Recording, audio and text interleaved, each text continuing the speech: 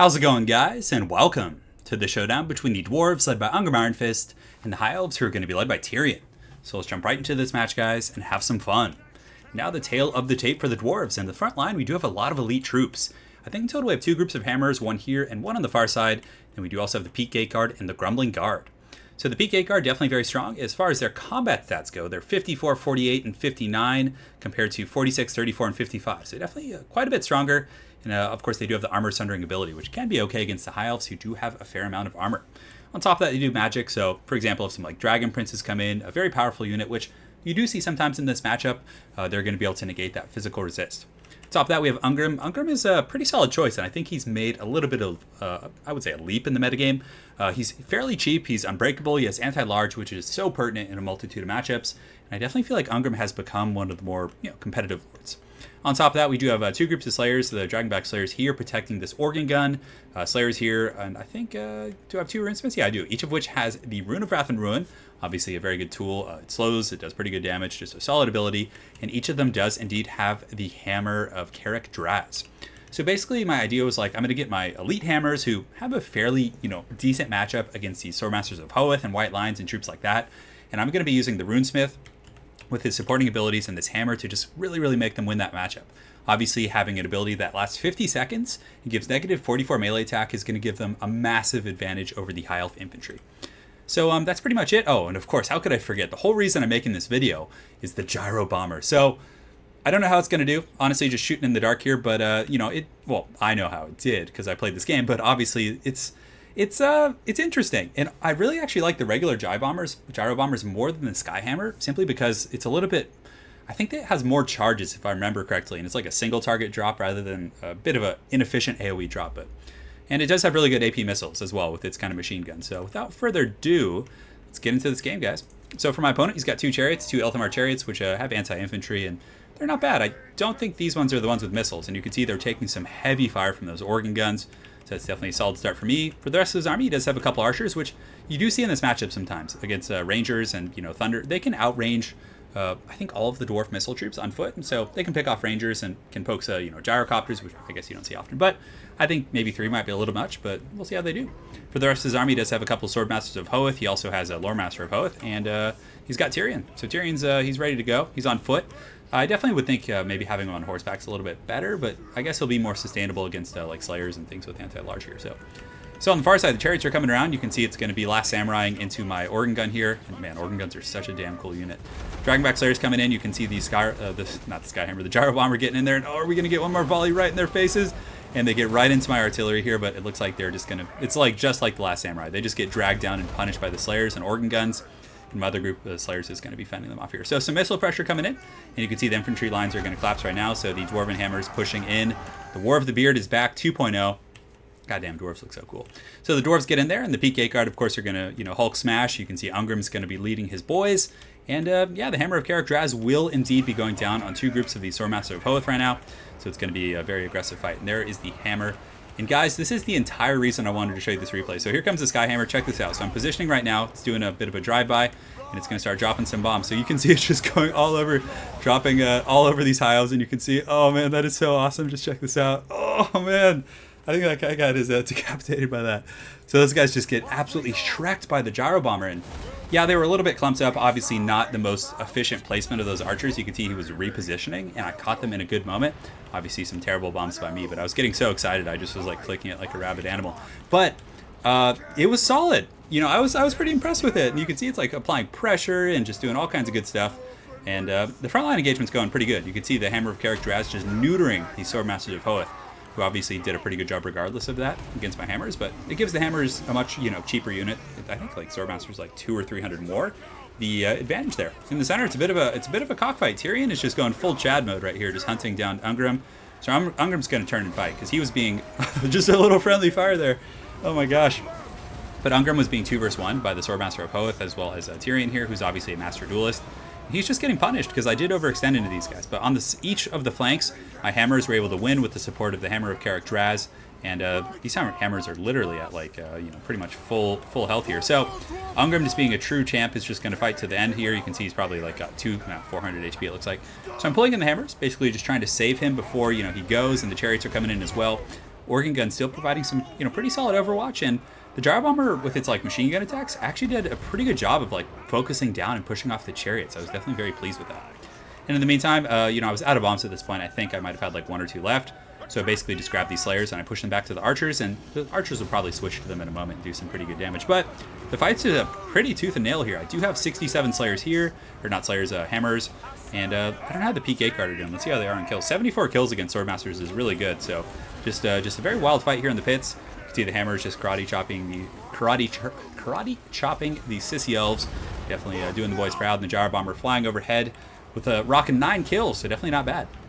So the Organ Gun has switched. You can see whenever anyone like lines up in that like vertical pattern against the Organ Gun, it's going to get it so many kills.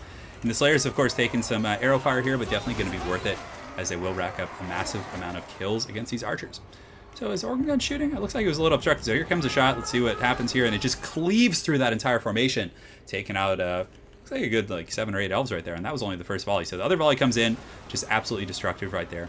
And in the main fight, we do have Tyrion and his Chad buddy. It looks like he does have the Lore Master of Hoeth, who's going to be fleeing, but honestly, he doesn't have much hope. Peak 8 guard, Armor Sundering is going to be very good against him, and on top of that, the Runesmiths with the Hammer of Karak Draz are going to be able to debuff him over the course of a long fight. And from there, it looks like my opponent is going to get smacked with army losses. So yeah, it looks like there's about 10 seconds here, so we'll fast forward out. But very well played, super fun. I know it was a bit of odd builds from both players, but the main reason I wanted to show you guys that was to show you the Gyro Bomber in action, and it was pretty fun. Honestly, I enjoyed it. It wasn't, I don't think I would say it's a competitive pick by any means, and yeah, I'm just going to title this video like Gyro Bomber meta confirmed. But yeah, it's not the next Balthazar guild, guys. All right, let's not get too ahead of ourselves here. But yeah, so that's going to be the first of the replays. So hang tight for a moment. Let's go ahead and take a look at the breakdown here. And yeah, it looks like Hammers did pretty good. Organ Gun, yeah, you guys saw most of the business. The Hammers and the Runesmiths very good. He did get Ungram, but yeah, we were able to pick off the chariots with Organ Guns and all kinds of good stuff. So well played to my opponent, Clooney the Scourge. Look forward to playing you again. And guys, stay tuned for the next game. And now we are back with the second game. So in this match, it's going to be a showdown between the Warriors of Chaos, led by Kolek Suneater, and the Lizard People, who are going to be led by Jabba the Hutt. So let's go ahead and take a look at the army. So in the main formation, I do have a combination of Chaos Warriors with great weapons, and honestly, I've been thinking about it a bit. Do you really need the Chaos Warriors in this matchup with great weapons? I feel like the Sword and Shield variant might be a little bit more durable against like skink pressure and just general kind of longevity in the fight. But yeah, the armor piercing isn't useless against Saurus, and well, obviously skinks have low armor, but Saurus still do have 60, and sometimes if you see Kroxigors and Dinosaurs, I feel like the Chaos Warriors with the great weapons are going to be a little bit more kind of effective there, but I'd be interested to hear your guys' thoughts on that.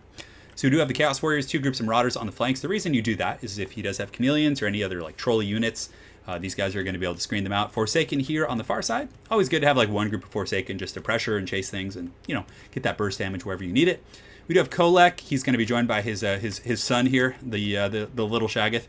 And then we have a Shadow Sorcerer. So we're not going to be going with Death. And honestly, I think Shadows is better in this matchup, as far as Chaos goes. We have the Pendulum in the front line to punish Saurus. And then Enfeebling Foe is very good. Oftentimes this matchup is going to come down to duelist type situations with Saurus Scar veterans and powerful units fighting big dinosaurs. So something that can mitigate their stats this much, I think, is very good. And of course, Melkos is pretty solid. And this is another unit I've been bringing a lot in this matchup, the Exalted Hero in the Manticore. Causes fear and terror, and what he's so good at is just like isolating, skink units. He can't really catch chameleon skinks up in the air if they're on the pterodactyls and stuff, but he can swoop in, like terror bomb things. He can, rear charge elite units, and I just feel like it's a nice presence to have on the battlefield. So without further ado, let's see how it goes. So for my opponent, the front line, he has a couple groups of just regular skink cohorts, some Saurus, Kroxigors, Jabba the Hutt, with all the popular spells, Apotheosis, Curse of the Midnight Wind, and he does have a Scar veteran on the ground over there, and also on top of that, some Cold One Riders. Personally, I don't like Cold One Riders too much, but they can do the trick. So Chaos Knights are going to charge in here with a huge chub and just get a huge burst of damage. My opponent retaliates really quickly, actually. It was very solid. So he comes in with the Cold One Knights, but those skinks got massacred really hard, and Chaos Knights are beastly. Like, they do not go quietly into the good night.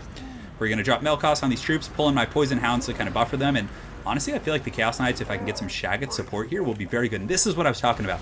This Manticore coming in, it's going to cause fear and terror. The skinks are terrified. That means all the buffering for the Cold One Riders is gone, and Jabba the Hutt now all of a sudden is a little bit alone.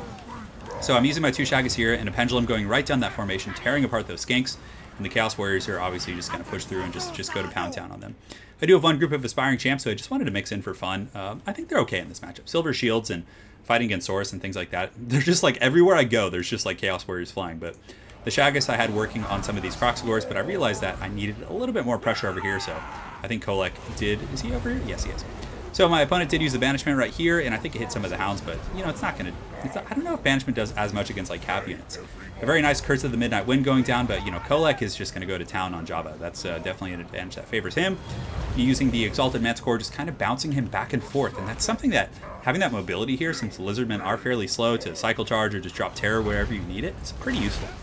So Ruination of Cities coming down, gets a nice little chunk on my Chaos Knights, who are pretty beat up now, and it looks like he does have some Saurus coming back. It's just Saurus Warriors, so they won't do a whole lot against Chaos Knights, who are heavily armored, as well as Kolek, but still, nice to have a buffer. In the mainline fight, the Chaos Warriors are doing good. I left my Shaggoth Jr. over here to help out these Chaos Warriors against the big baddies, because obviously the Kroxigors are going to be very good against like armored infantry who don't have anti-large, but you know, I think the great weapons did come into play, because you can see the Kroxigors have taken a lot of HP damage, and a lot of which has probably come from these Chaos Warriors here.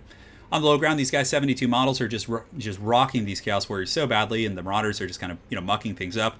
You know that line in like 300 when the I forget what. Remember the part in 300 where they're like fighting the Persian like elites, the Immortals, and then all of a sudden they like call in the reinforcements of those other Greeks that aren't from Sparta. I forget what they're called, but that's basically what like Chaos Marauders are in this matchup. So, anyways, Lord Mazda he gets the Enfeebling Foe, and he did try and run for me, but what I did is use the Exalted Hero to pin him down. So I just pulled back, charged in, and it has enough mass to keep Jabba from running. And from here, Kolek can just give him the business. So the Rev Crystal is going down to try and heal him up, but you can see as Jabba the Hutt gets taken down, the Bounce of Power will switch in my favor here. I did use some of my Marauders to chase down some of these routing units because a ton of Skinks are coming back. So I definitely need to make sure to try and finish off Jabba and some of these vital units before they return. So I'm just kind of moving everything up towards this Death Star here to try and support my Shaggoth, who's getting a little bit lonely in this cold world. So right here you can see Mazda Money's going to be running 606 HP. So at this point, basically just use the Manticore, the Exalted Hero, again, taking advantage of his mobility. I don't have to chase him off with a caster. Well, looks like he did shatter anyways, but definitely brings some goods to the table. So over here, Shaggoths are still fighting. There's a lot of Kroxigors. Kroxigors are, you know, have AP, but their melee attack's pretty low if I'm not mistaken. Let's see. Is it? Oh, wow. Why is that 52? Oh, I think that was the Shaggoth. But anyways, I'll try and find it at some point here. But yeah, the Dragon Ogre's pulling in. A lot of Skinks coming back, but with such low HP, they're definitely going to tear it out very quickly. Kolek just being an absolute heavy metal god, dropping Lord of the Storm right in the middle of these filthy lizards, and man, they get blasted. And yeah, looks like the Saurus Scar Veteran coming in with his anti-large, which, you know, on foot, I suppose he can last a little bit longer because he's going to fly instead of taking raw damage. But yeah, I think that's going to be it from here. You can see the Bounce Bar heavily in my favor, and Kolek and company should be able to polish off the remnants of the Lizardmen. So well played to my opponent, and let's go ahead and take a look at the breakdown, assuming it loads, and it looks like it does. Something that's been lagging a little bit for me, but yeah, Chaos Warriors in the front line, very solid, 122, 49. We had some supporting units, Aspiring Champs, racking up a hard 1 kill. I don't know if they're worth it. I don't know. I'm always on the fence about them. They're such a damn cool unit also. But Chaos Knights were just MVPs. They just ran over Skinks. They fought Saurus for a long period of time, and I really do like the sustained combat Chaos Warriors, or Chaos Knights, more than the Lance, because sometimes they'll just get stuck, and at least they'll, you know, be a little bit more defensive. Although the Lance ones are really good in certain situations. Forsaken, pretty solid, and yeah, the leadership combination was pretty good. I think the Shaggoth plus Kolek is competitive staple, and then of course the Exalted Hero was experimental, but I really thought it was effective. So very well played to my opponent, Shetland Apache CC. Hopefully you guys enjoyed this double set of games, and we will see you guys next time.